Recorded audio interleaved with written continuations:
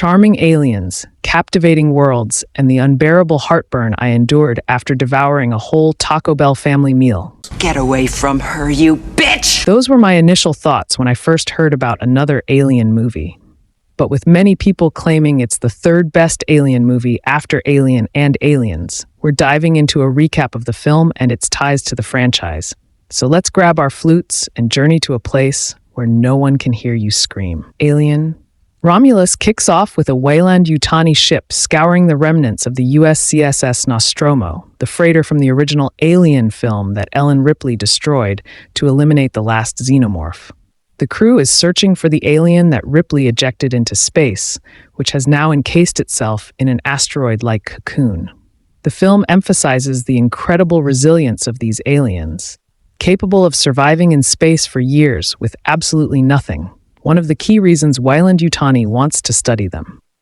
Founded in 2099, Weyland-Yutani is a massive multinational corporation that prioritizes profit over its workers' well-being. At this time, Ripley is still drifting in space in cryosleep, where she'll remain until she's rescued in 2179, more than 30 years after the events of Alien Romulus. This film is set between the original Alien and James Cameron's Aliens. We then shift focus to the main character, Marie Rain Carine, just Rain for short, who was born on the Jackson Star mining colony, a dreary place where it's always raining. Jackson Star is a miserable outpost 65 light-years from Earth, with a population under 3,000 and 0 hours of daylight each year. Rain lives with an android named Andy, whom her father found in a junkyard. Though Andy has a few screws loose, pun intended, Rain sees him as a brother since they grew up together after her parents died working in the mines. Rain has reached her 12,000-hour work quota for Weyland-Yutani and is finally eligible to leave. To put that in perspective, that's nearly 4 years of working 8-hour days, and Rain is only 21. When the company doubles her quota to 24,000 hours before she can leave, she's understandably furious. Rain has always dreamed of leaving Jackson Star to see the sun.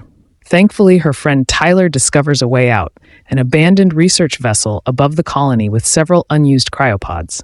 These pods would allow them to embark on a 9-year journey to Iago, an Earth-like planet they hope to call home.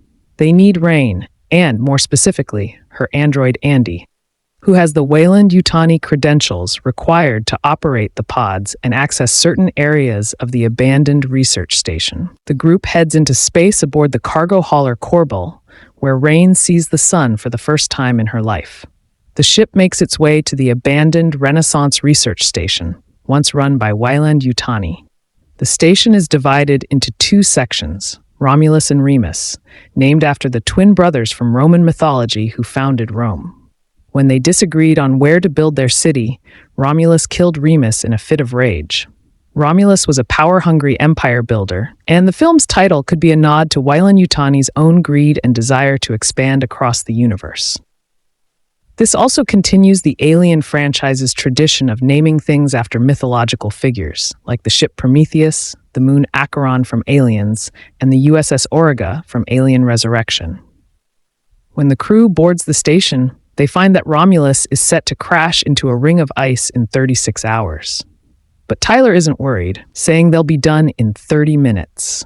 He powers up the station's mainframe, a Mother 9000, an upgraded version of the 6000 model seen in Alien. Tyler and 2 others find the cryopods, but they don't have enough fuel for the 9-year journey.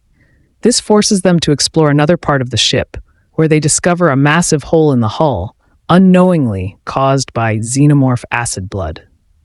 The fuel they need is in a room with frozen facehuggers, and when they tamper with the frozen fuel, it inadvertently unfreezes the facehuggers, trapping the crew inside.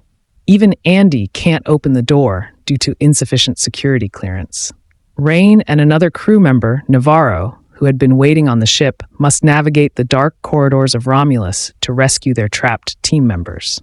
To do this, Rain removes a computer chip from a half-destroyed synthetic, who turns out to be a duplicate of Ash from the original Alien movie. Weyland-Yutani likely produced hundreds of these synthetics, and this one is named Rook. By giving Andy Rook's chip, they're able to unlock the door and escape, but not before a facehugger attaches itself to Navarro. The crew uses a freezing torch to remove the facehugger, and it works. However, they don't realize the facehugger has already implanted an embryo inside Navarro. Andy's new chip has also upgraded him, making him more intelligent and articulate, and even altering his movements. But this upgrade has also changed his prime directive, from protecting Rain to prioritizing the company's interests. Andy knows that Navarro has been implanted with an alien, and to prevent the chestburster from killing everyone, he decides he must kill her. This leads to a chase, with the group splitting into two, one with Navarro, who escapes aboard the Corbel, and the other with Rain, Tyler, and Andy, who remain on Romulus. Navarro uses an X-ray torch to see what's inside her, but it's too late. A baby xenomorph bursts from her chest. With no one steering the Corbel, it crashes into Romulus, causing a massive fuel tank to explode. This shifts the station's trajectory, reducing the time until impact from over 30 hours to just 40 minutes. The Corbel crash lands into Romulus's hangar, forcing Rain, Andy, and Tyler to cross the station to rescue the others. To reach their friends at the cargo hauler, they must pass through a room filled with facehuggers. They devise a plan to heat the room to match human body temperature, hoping that the facehuggers, which rely on heat and sound to locate their prey, won't detect them if the room is the same temperature as their bodies. It turns out that their plan fails, as they're quickly discovered and have to make a desperate run for safety. Eventually, they find Kay, a team member whose sister has been hiding the fact that she's pregnant, a plot point that becomes important later. She was on the Corbelin when the chestburster escaped, and now that creature has grown into a juvenile xenomorph. The movie plays fast and loose with the time it takes for these aliens to develop. But Rook later explains that xenomorphs can adjust their metabolism, which might explain their rapid growth. Kay is trapped with the alien stalking her, but when they find her, Andy refuses to open the door to save her, arguing that doing so would endanger everyone else. Reluctantly, he decides to let Kay be captured by the alien while the others watch in horror. Rain, Tyler, and Andy then find themselves in the science lab, where the true intentions of Weyland-Yutani are revealed. Rook explains that he synthesized a compound from the parasites found on the Nostromo xenomorph, calling it a miracle that could help humanity survive the harsh conditions of space. Up until now, Weyland-Yutani had been struggling with colonies plagued by diseases, toxic environments, and alien threats. This compound could rewrite human DNA, offering an evolutionary shortcut and a significant upgrade. The plan is now to escape the ship and take the compound planetside for further refinement. Following Andy's suggestion, Tyler and Rain arm themselves with pulse rifles, but they're instructed not to use them. If the alien's acid blood damages the ship's hull, it could cause a breach into space. The guns are mainly for show, as the aliens are smart enough to recognize the threat and might be deterred by them. On their way back to the ship, they find Kay still alive but in terrible shape, encased in a sort of cocoon. The only way to save her is to give her part of the compound and put her in cryo until she can receive treatment. As they make their escape, Tyler is grabbed by a xenomorph and torn apart, while Andy is knocked aside and starts malfunctioning. Rain, barely able to move, grabs Kay and escapes on the elevator. In a moment of bravery, or perhaps foolishness, Rain tells Kay to go to the ship while she returns to save Andy. When she finds him, she removes his upgrade chip, returning him to his original state where his prime directive is to protect Rain. However, they soon find themselves cornered by xenomorphs, and their only option is to shoot. This would be a death sentence, as the acid would breach the hull, but Rain outsmarts them. She disables the artificial gravity and fires at the xenomorphs, with their blood floating in the air, unable to damage the ship. This leads to an intense sequence in the elevator shaft, where a xenomorph is about to kill Rain until Andy leaps from the shaft and obliterates the alien. Rain, Andy, and Kay make it back to the ship just in time before Romulus crash lands into the ice ring. In true alien fashion, there's a brief moment of relief. They've escaped, and everything seems fine, but it's short-lived. After being put into cryosleep, Kay, who had taken some of the compound to survive, begins to give birth. What follows is truly terrifying. Although there aren't many clips showing the final act, it's revealed that Kay gives birth to a human xenomorph hybrid. There's black goo, similar to what was seen in Prometheus, capable of mutating DNA and creating new life.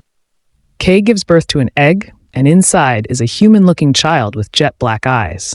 Within minutes, this baby grows into an 8-foot-tall superhuman xenomorph. Andy's throat is slit while protecting Rain, leaving her to face the creature alone. She dons a spacesuit to manually override the cargo release, hoping to jettison the creature into space. Tying a cord around her suit, she kicks the birth egg, which contains acid, and it dissolves through the hull, sucking both her and the creature into space. Rain manages to hold onto the rope just in time, pulling herself back to the ship and steering it away from the ice ring, with only her and Andy surviving. The ending leaves much for future movies to explore. Rain and Andy enter cryosleep, setting a course for Iago, and Rain promises to fix him. What will happen to these two? Will they make it to Iago, and what will become of the compound? Just like the original Alien, Romulus ends with our main character recording an audio log, stating that she's the last survivor. It's somewhat ironic. After this movie, we now have two characters floating through space after battling xenomorphs. But what did you think of Alien Romulus? Where does it rank in your list of Alien films? Let me know in the comments below. Thanks for watching, and be sure to like and subscribe for more content.